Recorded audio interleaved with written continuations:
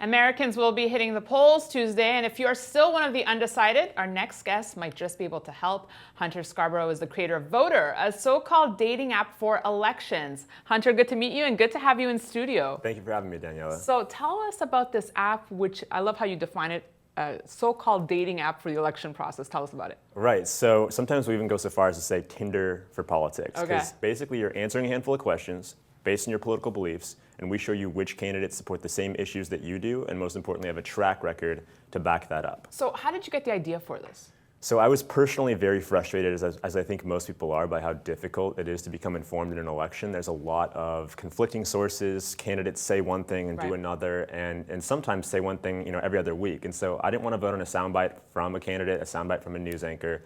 I wanted to really know who these people were and what their track record stood for.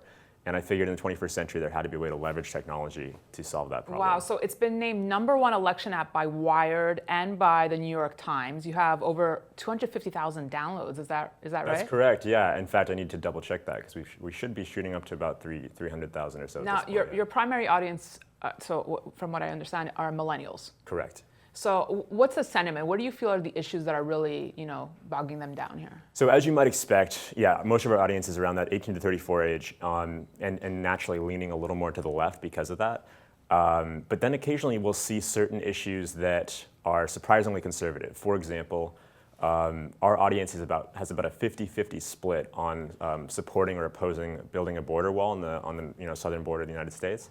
I was a little shocked to see that because, again, about 70% of our audience is very young, and so on so many issues you see that left lean. Right. Another one that was very interesting for us was the body cameras on police. Completely bipartisan support for that across the board.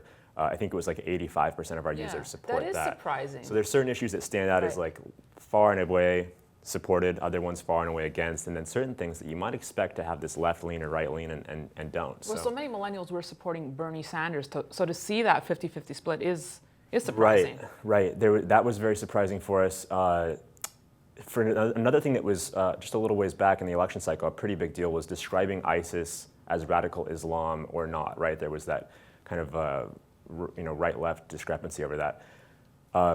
According to our left-leaning audience, they still prefer that you would refer to ISIS as radical Islam. So that was kind of interesting for us to also see. Millennial audiences were, I believe, 60% or so in support of describing ISIS as radical Islam. Again, other issues like that where you just see a more conservative lean than you might expect from a millennial audience. So you started this app in September 2015, really perfect timing. Mm-hmm. But what's next? What happens after Tuesday for you? Right, so we're actually really excited for 2017 because we have two extremely important local races coming up in 2017. We have the mayoral race in New York City, which is pretty hotly contested. We have a mayoral race coming up in Los Angeles. And that's always been our goal, is to get into super local elections where people don't really have much of an idea of what's going on, or even when the election is some of the time. And despite the fact that those elections often affect your day-to-day life more so than the national ones do. So we're very excited to kind of test the waters in those local races. There's a bunch more across the United States coming up. We're looking at international use. We've had a lot of requests for Canada, the UK, Australia. And then lastly, this is probably my personal favorite. We're going to do something where we call it legislative updates. Not the sexiest title, but we're working on that. The thing that it does, though, is it actually gives you information on votes and bills that are relevant to you. So as an example, about 2 years ago in California, there was an anti-ride-sharing bill that would have made it very difficult for Uber and Lyft to operate. Now that affects our target demographic in a big way, but most of them didn't know about it. So we want to bridge that awareness gap. Yeah.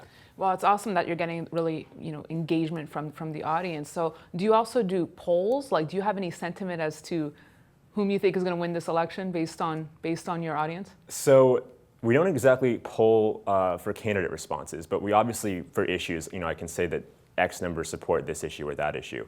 As far as the candidates, so we're matching people to candidates. So what I can say is how many people match to specific candidates based on, on the issues specifically.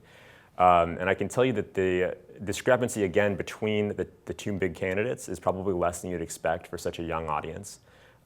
Hillary is coming out a little bit higher, but not by a wide margin. So it looks like it's pretty close. Well, best of luck. Have you heard from either camp, Trump or Clinton's, regarding your app? We had the privilege of going to both the RNC and the DNC this year, which was quite the experience. And we did talk to a couple of their people at both places, and we haven't really done anything too extensive, just because we have to remain so nonpartisan that anything we do would have to be perfectly balanced on the other side, which can be a tough thing to do.